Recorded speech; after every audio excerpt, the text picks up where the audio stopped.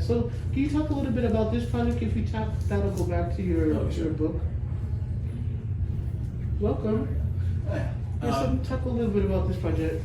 Yeah, so this is Steady Rolling, came out in 2023 from Berkeley, and it collects all my autobiographical comics. And I approached JT Ghost from Berkeley, and I was just like, hey, would you be interested in putting together a collection of this other book that I'd done, Black Sheep, that was like kind of a Gen X slacker story.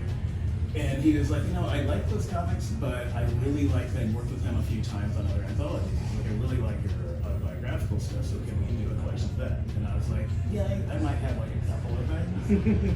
And I realized a real great discovery because I'm very obsessed with myself. It's like I have written a lot about myself. I don't know, like I don't keep track of it, but right. it's a Same. real, I'm realizing that now as I'm writing about different health issues that I'm drawing my self-portrait over and over. Yeah. I feel it does feel a little self-absorbed. It does, yeah, but whatever.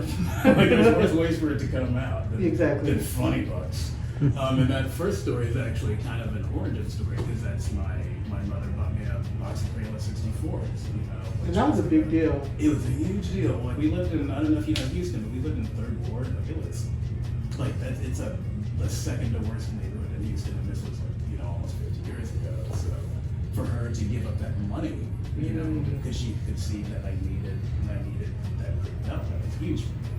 And that was for Cringe, which was edited by Peter Conrad. Okay. And in the middle of working on it, my mother passed away. Oh wow. Like, and I was like, when I started working on it, on the story, I was like, oh yeah, I got an idea about this thing that happened in Houston when I was a kid. And then like in the middle of that happened, and I was just like, I don't know if you guys need to like go ahead and run with the anthology. I actually can't draw this right now because like it was just like I'd come in and just like stare at the paper and just be like, no, too emotional. Yeah. Because it was like, No, that's heavy. And I mean, that's really where I'm at too with my zine about grief, which is turning into a graphic novel. Some of the ideas around it was processing grief, loss, and loneliness. And then as I'm writing the stories of my relationship to the people who passed away, I've had to take breaks for the same reason. Because I'm just crying at the paper. You might have been staring. I'm just literally crying like, okay.